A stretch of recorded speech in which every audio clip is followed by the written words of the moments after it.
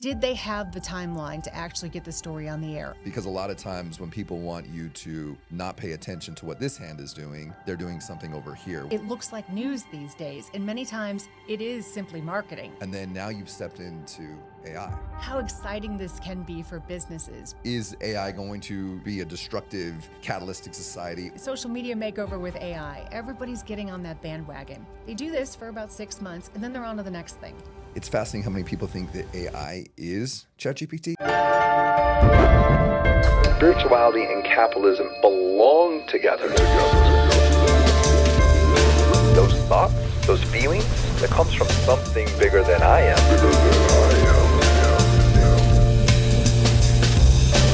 And together I believe we can all grow. That's how we're going to change the world. That's how we're going to change the planet.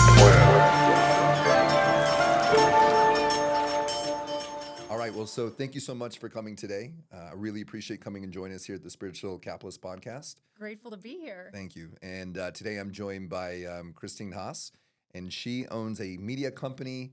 She's been doing this for a while. She's a publicist. She's just an all-around badass. Well, thanks. Means a lot coming from you. Thank you. I've had the experience of working with you, so I know firsthand that your follow-through. I know what you've done. I've seen what you've done for many clients, and so I'm grateful that you made the journey from Austin to come here to Salt Lake City, and I hope you're enjoying yourself. Oh, absolutely. Beautiful. Third time here, and it's just so pretty. You know, I always call Austin kind of the California of Texas because usually there's not much of a hilly area, but then you come to a place like this and you're like, oh my gosh, this blows it out of the water. Absolutely. It's stunning here. It Absolutely stunning. And you were up in Park City, right? Yeah, I was yesterday. Just very cool. And snowing. I got it all. It's beautiful. You got the snow too. Yep. That's great. So you got the snow. You've been spending a lot of time in publicity and doing these types of things. One of the things I was thinking about this morning, it just came to mind, right? So right now in the world, we have a lot of polarizations with politics. You were in the media for 15 years? Yeah. And you might have did some okay things. I mean, you won a bunch of Emmys from what I understand. So you obviously know what you're doing here. Well, I don't know about that, but thank you for saying that. I had people fooled. No, I'm kidding. No, definitely not. No, I love journalism. I really do. And it's sad to see where it's gone. Well, because you were doing a lot of investigative journalism, right? Yes. And one of the things that, and I'd like to discuss this with you because it's something that's interesting to me, right? So I'd rather talk about things that are interesting because you've got an incredible business. You're a CEO. Like I said, you're all around badass. Like you handle high-end clients. You stay on top of AI. Like you're really, I would say that you're at the forefront of what you do. Thank you. And you deliver on what you say you're going to do, which is important because there's a lot of businesses out there that they'll tell you, hey, I'm going to get this for you. We're going to do these things. And they don't do any of those things, which I'll get into a moment. But before we get into that, if we look at the current media landscape, we've got this big division. We've got on one side Democrats, on the other side Republicans. And this is not a podcast, this is not a show about politics per se, but it is about messaging. And it is about the duality between spirituality and business and what is something that is going to serve humanity, which is something that's going to be destructive humanity.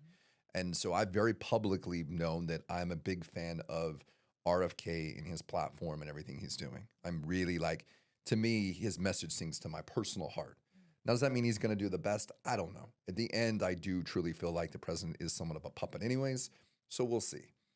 But what I have noticed when been watching a lot of his interviews is he keeps saying that he can't get on the big news stations because it's purchased by big pharma, meaning that majority of the ads that are being ran, majority of the things are being ran on those news stations, that there's someone in the background, whether it's the producer or whoever it is, saying, oh, no, we can't bring them on because one, they're too controversial, or they go against the message, or they're not going to be in the narrative of what we want to speak, which in a way that limits freedom of speech. Did you see this a lot in the media? It's interesting that you ask. A lot of people have asked me that. Now, I left the media about 7 years ago when I was an evening news anchor and investigative reporter and worked in various markets. And sometimes people would ask me, have you been controlled as far as what you say? Do they come in and tweak your scripts or whatever? But I never worked at a network, so not like CNN or Fox corporate, but I'd work at, large markets that were owned by the network, but not in New York City per se, or LA, for example. And what's interesting is that I think the game has changed a lot in 7 years. I think that it's very possible that some of these things happen. At that time, I did not see it. I always felt like I had really good bosses. And in many times when I speak on media training, I help people realize too, the issue that comes up for a lot of these producers, reporters, writers, is their deadline. I think they're all competing with iWatch or iPhones or whatever, the iReporters out there. So the talent level has really reduced. I would say, as far as like in a large market, I feel old saying this, but in large markets, so say Minneapolis, Tampa, Dallas, Houston, you would not see somebody there until they're at least 8 or 9 years into their career. Right now, we have people going into those markets on their first or second year out of college. Because they're looking for talent, they need these sets. But that's, that's every industry right now, right? It Like is. you're seeing It is. a lot of people that don't really have the chops that are jumping into these things. So, and the reason why I bring that up, though, is that a lot of times when you see a story and you feel it was one-sided and you watch it and you're like, oh my God, that was so biased. Any time that I see that, I always look, how seasoned is that reporter? Did they have the timeline to actually get the story on the air? I'd like to give journalism the benefit of the doubt. However, I sit on the other side of it now using media and trying to get, people like yourself into the media as experts. So I still watch it and consume it. But it is hard to watch because many times anything that you turn to, you hear the bias like that. You instantly hear the slant. Now, would I say that, he has been completely banned from a network because a producer said no or because it's from Big Pharma? I don't know if it's that per se. Producers, for example, might have been given a directive on certain things. But, it's a crowded media market. It's what it always has been, what leads, right? And so he is also somebody like on Joe Rogan's podcast, he was very specific about his beliefs and really opened up about his fear of what really happened. And so that can be detrimental for a news program to have somebody go off the rails like that in a news program. If he starts making accusations like that, it's dangerous for the producer, it's dangerous for the station because there's a lot at play there, so you're potentially alienating some of your market, that's viewers. So I never thought about that. That's really interesting to say that, like, okay, so we have this gentleman, he's polarizing, right? For some people, it'll also, at the same time, I think if we look at both candidates, they're both very polarizing in their own way. Absolutely. And we need something different. But I never thought about it from the perspective of someone coming on, you're on live television, they could start saying all of these things and you're like, okay, well, going to commercial now, cutting the guy off. And so I can see that. And then that looks bad too, right? Because then if Fox, for example, or CNN cuts him off mid-sentence, that now becomes fodder in the media about how he got cut off. So, it really depends how you look at it. But I always say there's probably more to the story than many times we think. But it is hard because everybody knows that the media overall seems very biased in its own way. That makes sense. While you were in the media, you did this for a while, 15 years. Like I said, you got some awards. What was the thing that you were the most proud of?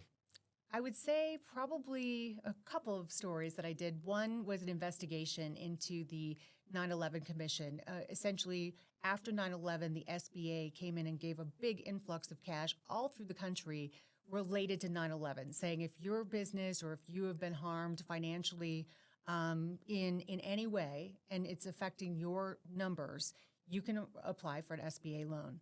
Long story short, we found like small shoe shops and ice cream shops in South Texas getting big loans without ever getting very much of an audit of their financials before they were approved. And so that story, my several investigations I did was introduced into congressional evidence. And so I was part of congressional testimony. So I was very proud of that. I read something last night about journalism, right? And it was saying that we are now, the American public is being disenfranchised with journalism in general. I didn't know this. So if you take something like publications, like a publication you and I grew up with, which would be National Geographic, Popular Science. So take National Geographic. Like I remember seeing all kinds of things as a kid about like, different places in the world, and it would teach me a lot of things, right? Education. Well, I think they've been in business a long time. They're slowly being dismantled. They've now laid off most of their staff, and will slowly start to see that magazine in publication, including Popular Science, including a lot of these different household magazines that we've seen for a long time, where a lot of people got their information. Now, granted, we have the internet and so on, but because things are coming out so quickly, and our world is wanting to get things instantly, I see that can become problematic, because the type of investigation you were doing, meaning you weren't being paid by an organization, Correct. you were doing your own journalism because some reason for another that you found that this was something of interest to you, and you knew it was going to be interest to the American public. I think we're slowly not trusting journalism. Absolutely. I would say rapidly. Fair. I mean, really, really true that it's hard to watch, sometimes where you go, is that credible? Or where did that report come from? Who is behind that? Who's the source of that? I mean, we saw it all the time, even back when I was still in news, was, okay, you see a study that comes out and it's like, okay, a bottle of wine a day is good for your heart all of a sudden. Okay, who sponsored the study, right? Right. So let's look and see who's coming out with that. And it's very important to do the digging. And the hard part is how do you find the credible source? How do you know when you go through all of the online components, because one story leads to another and you never know who's ripping off the story and adding facts to it. So half the time when I see something, even on social media, and it looks alarmist, I'm like, I'm not going to share this yet, because I want to dig and make sure it's actually true. I'm going to stop you there. So let's say I'm online, right? And I find something that I'm thinking, you know what, I want to, and I've done this before. I'm like, oh, this is going on. Nah, I don't do it anymore because I'm aware. Yeah. But I wasn't aware. And sometimes, 75, 80-year-old grandma, Yeah. she's not really aware because she trusts journalism like she used to trust it, including all the news stations and all that. But then how does a non-journalist, how do they do their research to make sure that what they are sharing is credible? Because we could say, okay, we have I think there's like Snoops and there's fact checking on Facebook, but it also has its own bias, right? And we know this. So if it has its own bias, if we know that there's organizations that are trying to shut out a lot of people of freedom of voice, right? It's interesting. I heard freedom of voice, but not freedom of, what was it? It was like basically it was your freedom of voice, but it wasn't like freedom of platform, right? And I thought that was interesting. But going back a little bit though, what can people do? Open Secrets is one place. It's a website Open that you can go Secrets. to. Yeah, that's a Okay. really good one. Also, public data is really available for city municipalities many times. Look for audits, if something is happening in your city, because those are public audits that unfortunately, they're usually about a year behind once they get online, but cities have to produce those. Another one is, especially if you're a parent or if you have a parent that you're looking for maybe long-term care facility or something like that, and you see a lot of great marketing, right? Yeah. It looks like news these days, and many times it is simply marketing. So Right. that's the one thing. You got to really check, is it really news or is it a sponsored post that looks like news? And especially those that have harmed reputations, they're going for that big time. So I always say something like a daycare center or a long-term care facility or something of that nature, go to that state's Department of Health Services. They usually have rankings or most recent reports on when they go in and do inspections. Look for those things. The other thing is the Better Business Bureau. There's always been a little bit of controversy around that too, because Sure. recently, but those things really have merit often when you can go and just see a pattern of things. But I always say, dig deep. The biggest thing is start at the top of the funnel, so to speak, and realize that everything that looks like news is not always news. Right. So that's the biggest thing, is how do you know it's actually a news report? If it is a news report, look for their credentials. I have such, respect for you, and we go out down the rabbit hole on AI all the time. But I mean, think about it from your perspective, knowing your concept and how you're building your platform in AI. All of AI is pulling for previous sources online for accreditation, right? Well, sometimes it's outdated. And so that's why it's very scary to see some people writing news stories or whatever it is off of ChatGPT or now Claude or whatever that is, because the sources, while it does give sources, you don't know how that source came about. Is it the most recent source? Is it factual? So I do believe that in this day and age of AI, it is even more imperative to check the sources of information that you read.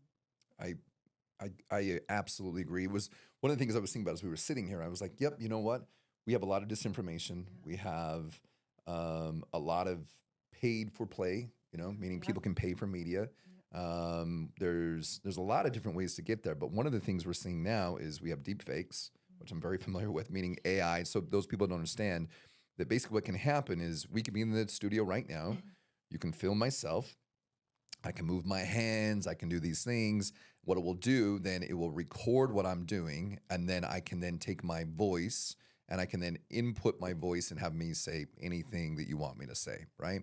Which is really great. There's actually a woman that was teaching AI that I watched a while back, and she said that she had a podcast going on, and the episodes that she had created on her own did not get as much listening as viewerships as the ones she did with AI, even though it was her content. Wow. Because there wasn't the ums and the ahs. She wasn't saying things backwards.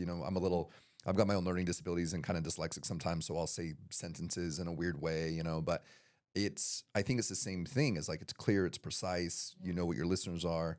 So there's a lot of that going on. And I think we're going to see more of it. We're going to see a lot of disinformation. We're going to see a lot of things that you just have to be careful. You have to be aware. If it looks like something seems that's not, I would say like out of the ordinary, something that seems sensational, something that seems clickbaity, maybe research that. Because a lot of times when people want you to not pay attention to what this hand is doing, they're doing something over here while you're looking at the puppet show, right? So I find that to be fascinating. So jumping into AI. So we've covered a little bit about your journal, your journalism and what you've done there. But what I find fascinating about you is that you went into journalism, you started taking some coaching, you started getting good mentors, you decided now you're going to go be a publicist, and then now you've stepped into AI. Like you pivot quickly, which I appreciate because I can relate to it. Yes. Well, it's the entrepreneurial shiny object syndrome, right? Yeah. Right.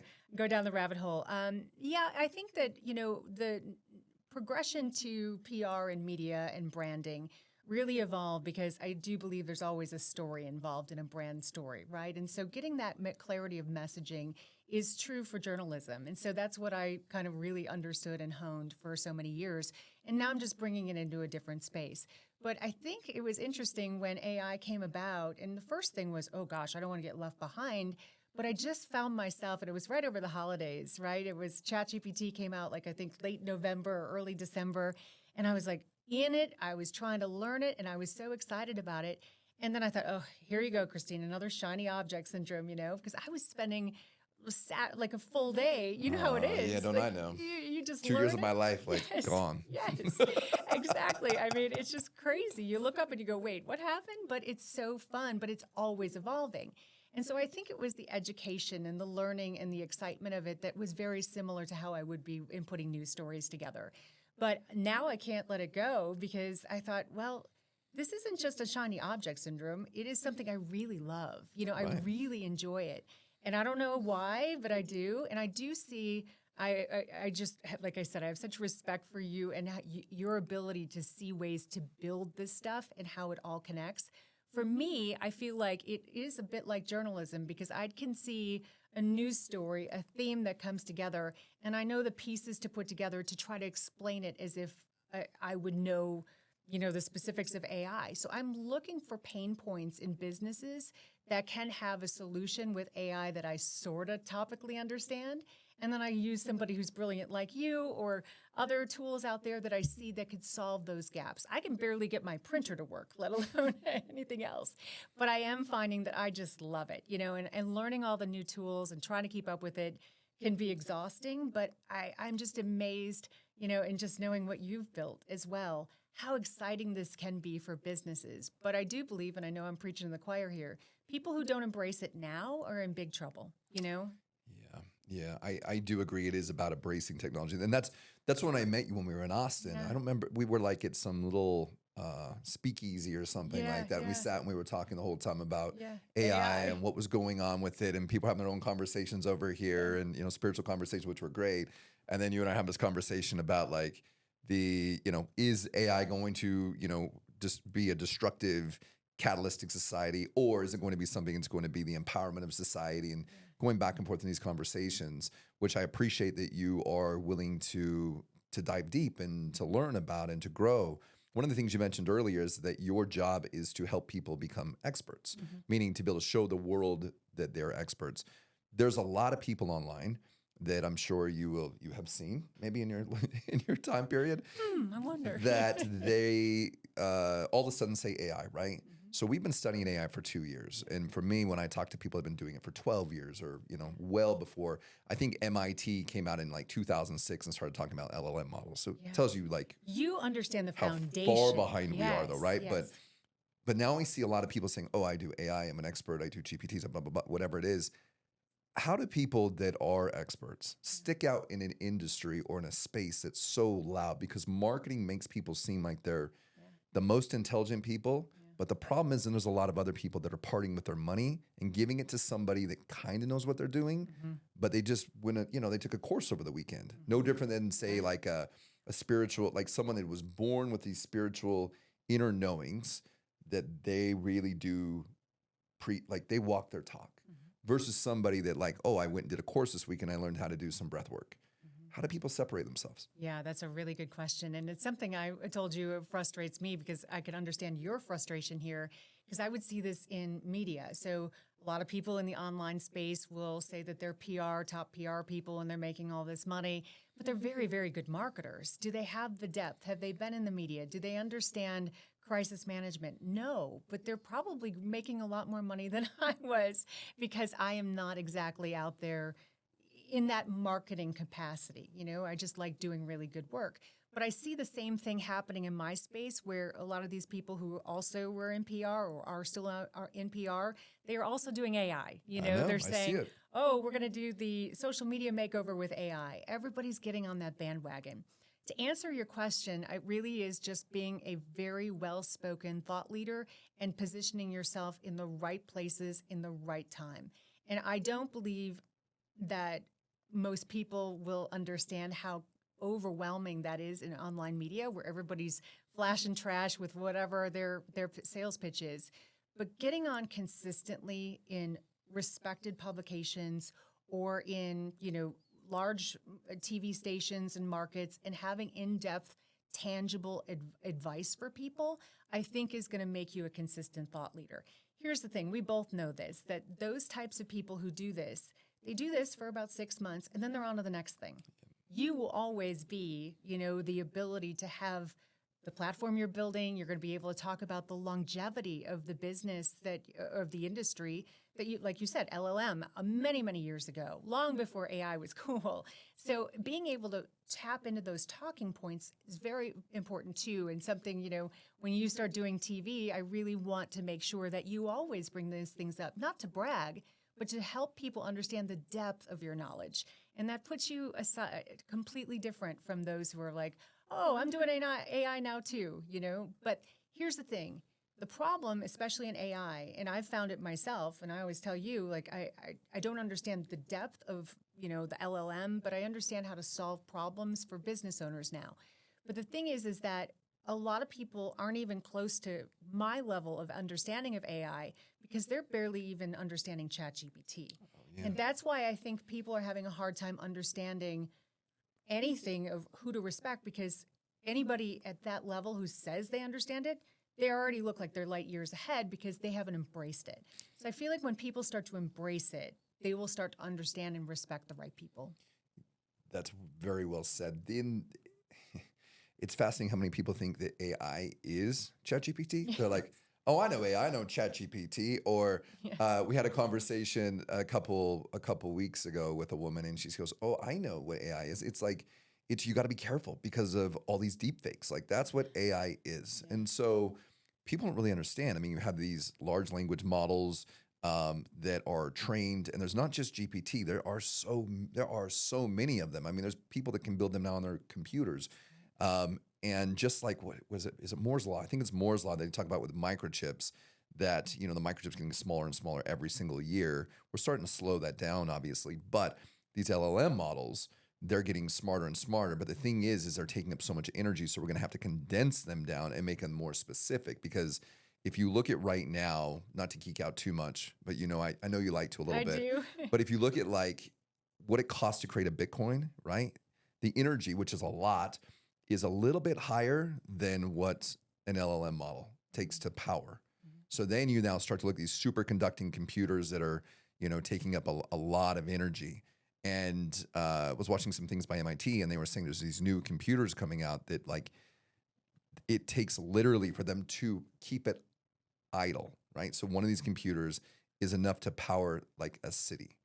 So think about the energy. So we're gonna have to learn. It's not just about AI. Like we're gonna have to figure out better energy. We're gonna have to figure out better ways to be able to take care of our own environment. We're gonna have to figure out like a lot of things, and hopefully these models can help us come up with solutions that we haven't been able to figure out, and a way to work more efficiently and easier to be able to change like kind of the messaging and where we're headed, which is what I'm about, right? Like I really want to figure out a way. How do we get our time back?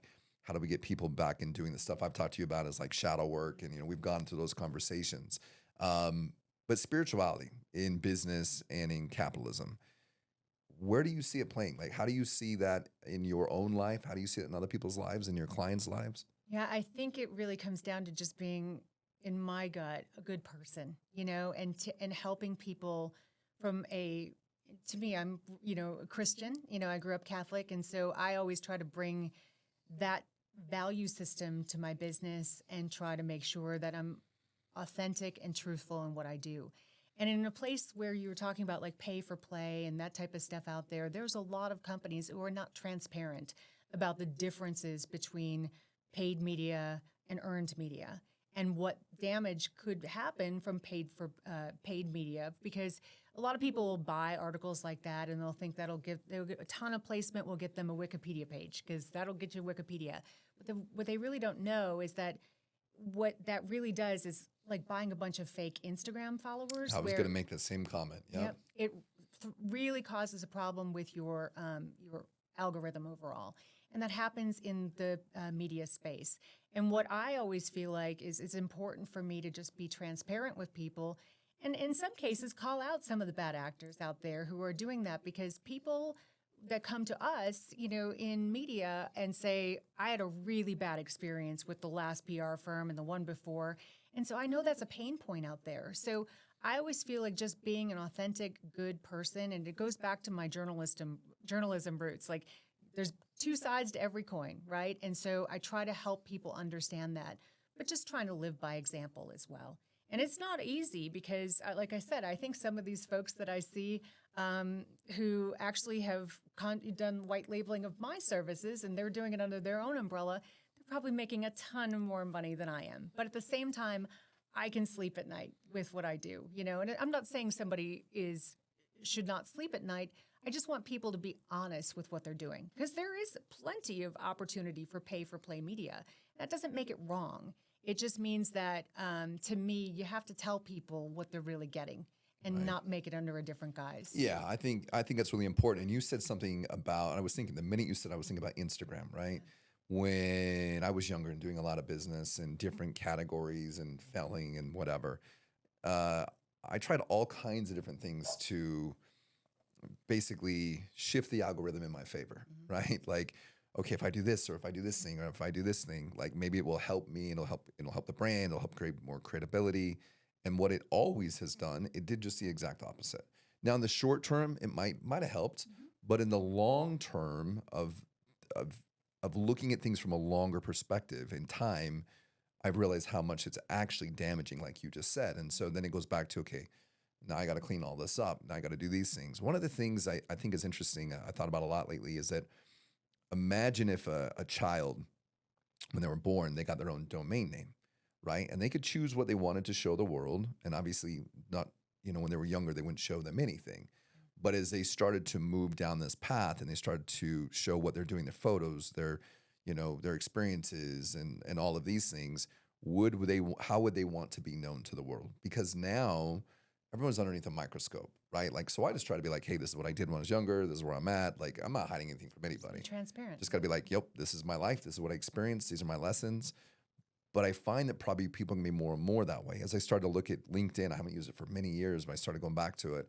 And I saw the way it was working with some of these entrepreneurs. And I was like, wow, they're showing these photos. It's more like Facebook kind of in a way now, which shows how much I didn't look at that platform.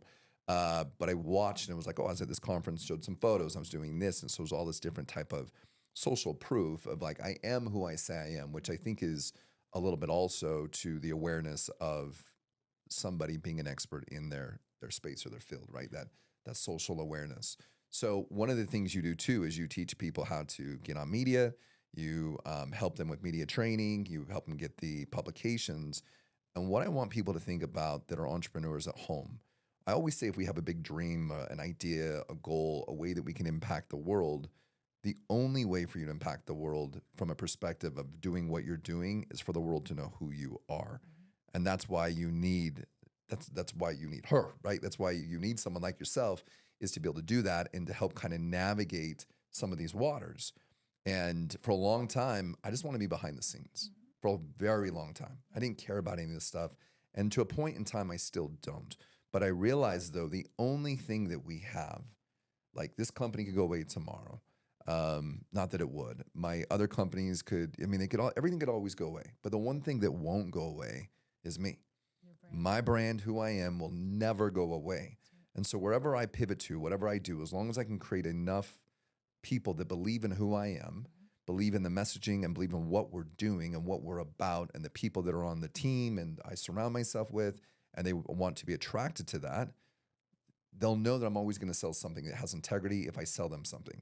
They're going to know if I ever ask them to do something, it's something I have already done or would do, right? So I think it's important to have people like you. Well, and thank you for saying that, but and same for you. And that's why I think it's so important for you to have this podcast, because people don't understand who you really are until they hear from you, right? And how often do they need to hear those stories of your life experience? A few articles in Forbes, Entrepreneur, all that stuff, they're quotes, right? And so we don't get to know the authentic person. And that's what I love about podcasting these days, is the fact that you get to have this kind of conversation. It's not 3 sound bites and it's a minute and a half and you're out. Like, we're having this conversation where viewers are able to get to know you and what you're about. And I think that's so important. But if you don't mind, I ask the journalist in me, what does spiritual capitalism mean to you? Oh, I love that. That's a fantastic question. To me, it's really more the quest of how do we merge spirituality and capitalism? Because a lot of times we think they're just one or the other, right? But to me, they're not. And so instead of saying, oh yeah, use the voice in your business, well, what does that mean? For me, it's always a listening. And so everything I've done for the most part, it's been through meditation. It's been through doing my own personal development work. It's been going through my own shadow. And in doing that, I'm always inspired. And meaning when I say that is that there's a voice internally. It's an inner voice. It's not this voice is speaking. It's something deeper, right? And it usually guides me and tells me which direction to go. And I know if I'm doing something that's in alignment, and I know if I'm doing something out of integrity. And because there's that vision, because there's that voice, it allows me to keep pushing on. And it's also about taking that mission, that vision, that's inside and empowering the rest of the world with it. And so it's not about one thing or another, meaning it's not about being Christian, Muslim, it's not about that. It's simply about listening to that inner voice. Some people call God, some people call Muhammad, some people call, Jesus or whatever it is, but giving voice to that in the business world. So we're having conversations with an integrity, and we're having conversations that we're both trying to not maybe create a win-win. I hate that terminology, but find a place where we can come together to create like impact together. And that's why I think it's so important for you to get your voice out there and your brand out there so much in the world of AI, because you have this platform that's unbelievable, and I'm so excited for that to launch. But also there's a lot of people, as you mentioned, a lot of people are scared of AI, and they think it's the end of creation, so to speak. And it certainly in the wrong hands, it can be damaging, and we've got to address that. However, we don't want that stereotype to be completely negative. And what I love about your perspective on AI is that it really has a lot of good to it if you use it that way. Think about the ability, like you said, with the platform you're building for business owners to bring their vision to life in such a short amount of time. And it guides people to get to the end result or closer to the end result in a quicker amount of time than any time before.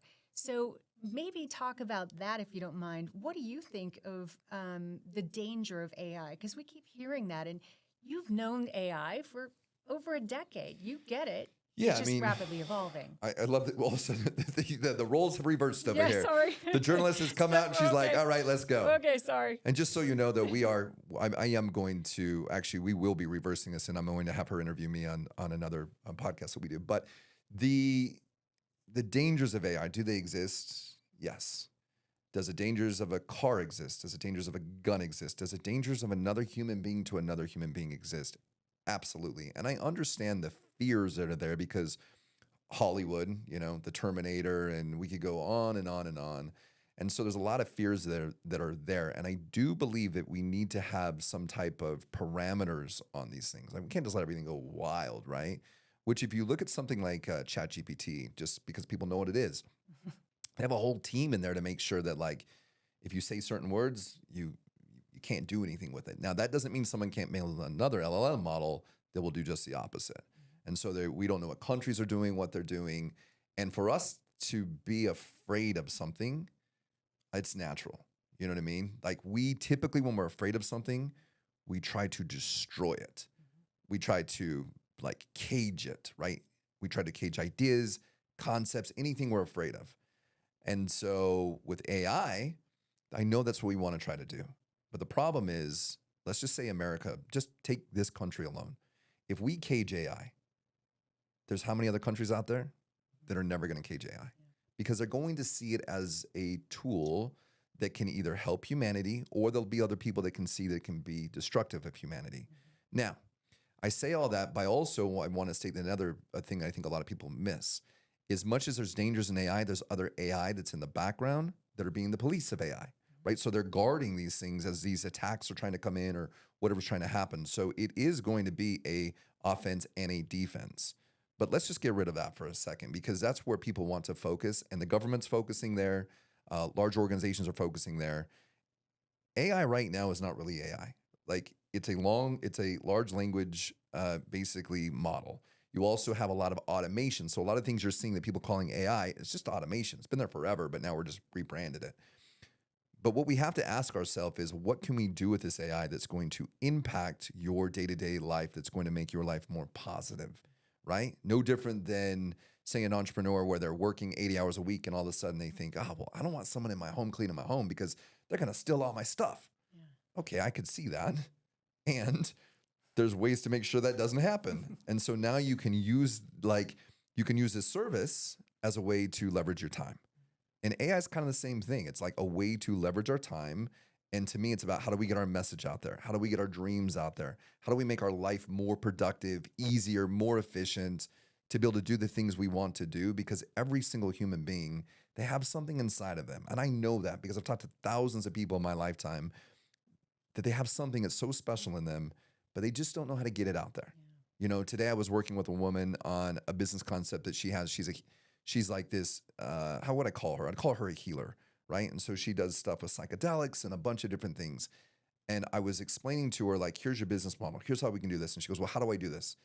And in about 5 minutes, I said, here you go. That would have taken... With your platform. Yes. And that would have taken me months and months. Now, you still have to be the person that understands these things. It's just a way to amplify who you are as a professional, as a human being. I don't think, and I've been saying this for a while, I used to think that AI might replace our jobs. But I think more and more it's going to change the way we do work. It's going to change the way we do work. No different than fire changed the way that like we warmed our food. You know what I mean? No different than electricity helped us so that we didn't have to do certain things. No different than all the other pieces of technology.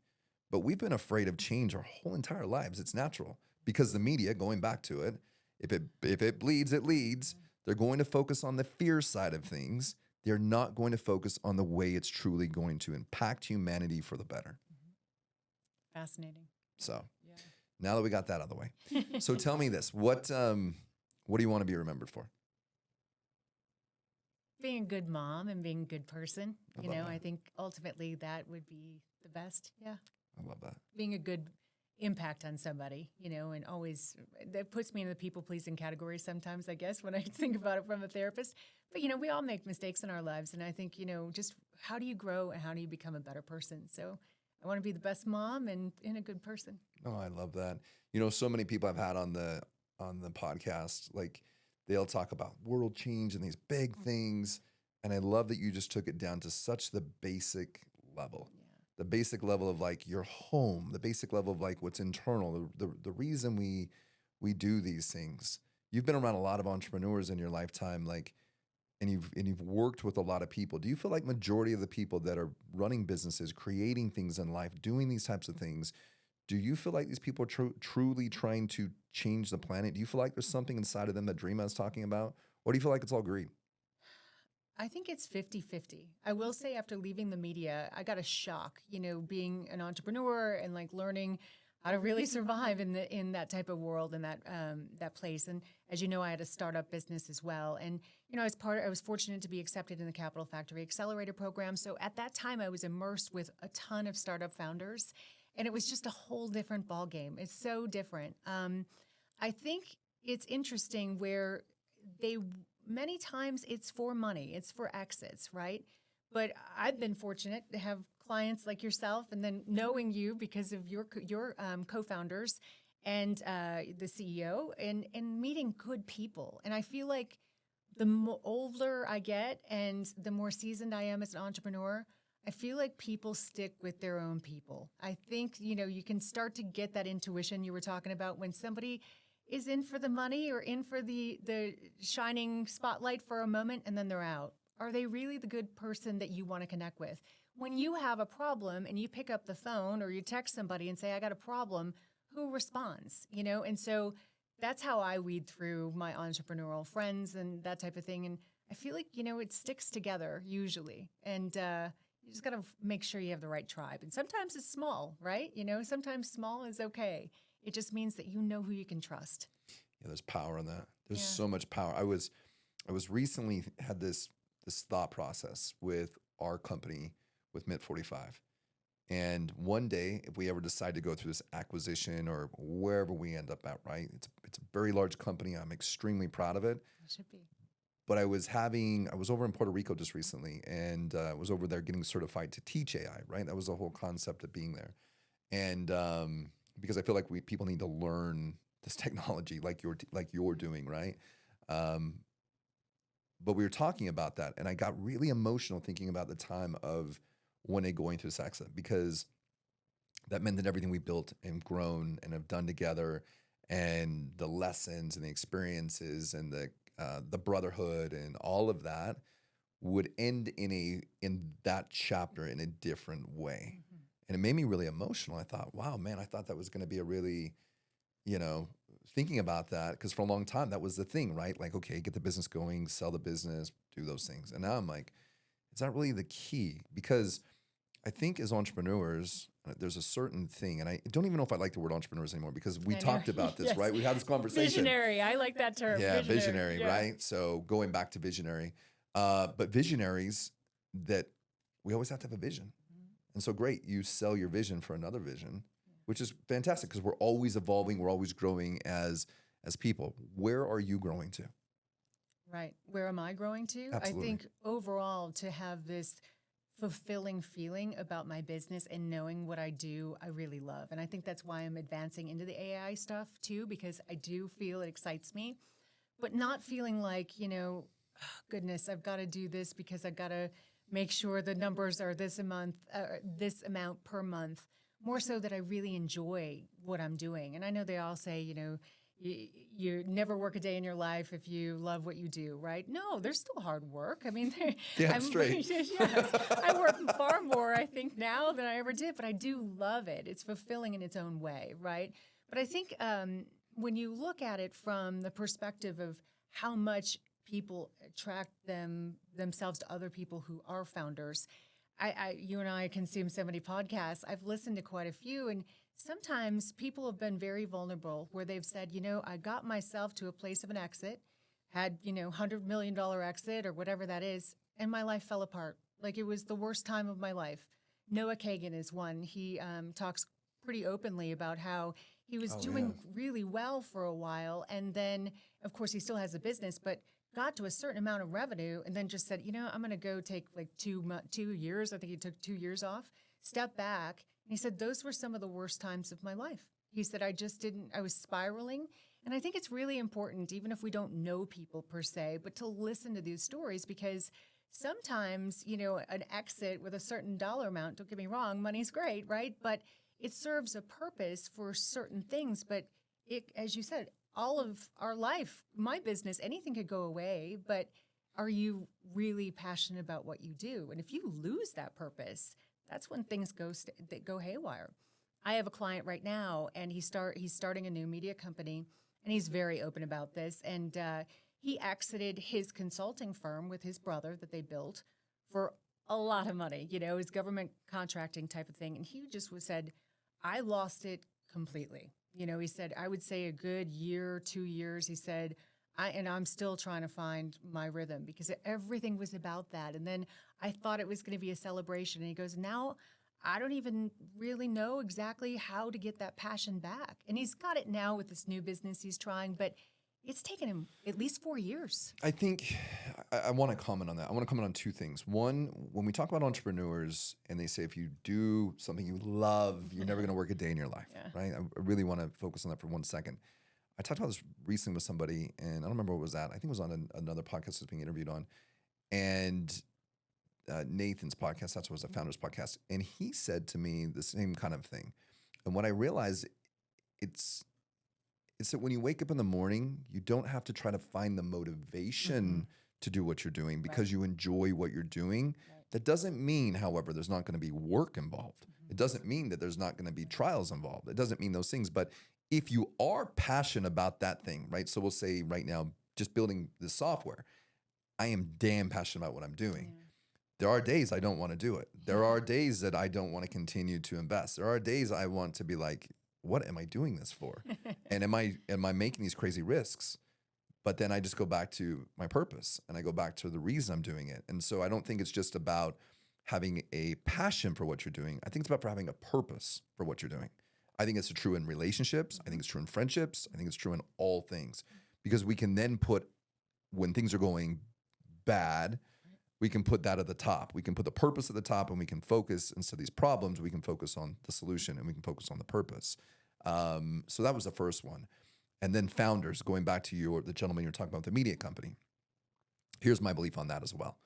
My reason for saying that, like, I would be sad and there was that feeling, it was not that I don't have my identity wrapped up into my business. I am not my business. I am not a visionary. I am not Dalton Locke. I am not these things. I am something much deeper than that, as we all are. And when founders wrap themselves up into the next dopamine hit, the glory of their business, who we are, the magazine articles, who I am by being this person, now all of a sudden it's gone. So no longer am, like in Argentina, they will call you by the name of what you do. So no longer am I the name of my job. Now I am just whoever this might be. And so why I think it's very important to combine these two together, spirituality and capitalism, because a lot of what that is doing our own shadow work. A lot of what that is diving in deep and saying, I am not my business. And if something happens to my business, that is not me. That is simply my job. That is simply something I've chose to put my time and energy into. But when that thing comes to an end, because all things do, everything changes, everything's evolving, right? Everything. If we're not growing, we're dying. Yeah. So it's always changing. That my definition of that is not that. And as long as that's in place, now we're not doing things from a place of pain. We're not doing things from a place of ego. We're doing them from a place of going back again to purpose.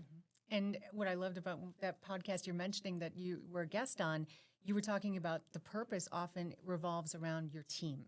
It does. You have this connection and you want your team to believe in you and vice versa. And that's probably where that collaboration is really easy for people on your team, because they see it from you authentically.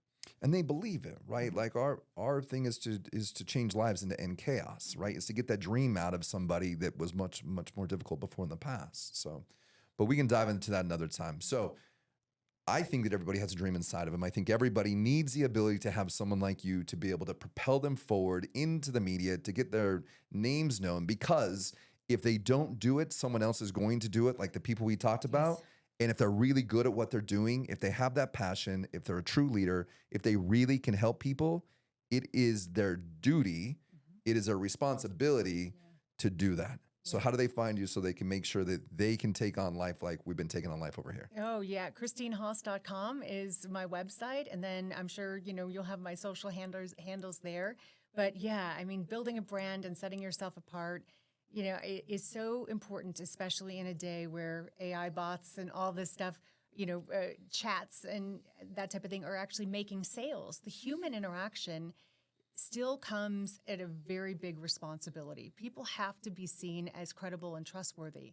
And as more people turn to the more of the, automated component of sales, when you build a brand, you're going to stand out because you are your person, your brand, as you were talking about, your authentic self. So yeah, I love doing it. And I'm grateful to be here and grateful to work with you. Very, very I appreciate grateful. it. Yes, it's your brand is your stand. I've heard that once before. I don't know who coined that term. Whoever coined it, great one. It's good. But yes, reach out to her because she can help you take that passion. So we, from what we do, we help with a lot of the data, a lot of the daily, all that stuff. Yeah. But what you do is something that AI is not going to replace. Like, it's a thing that you can help them get that vision and their voice that they're looking for. And even though I thought I had our voice kind of figured out when we first met, you really helped me out with that. So I appreciate it. Thank you. So thank you. Definitely reach out to her. So, thank you. Thanks for having me. Thank you so much for coming on. Appreciate it.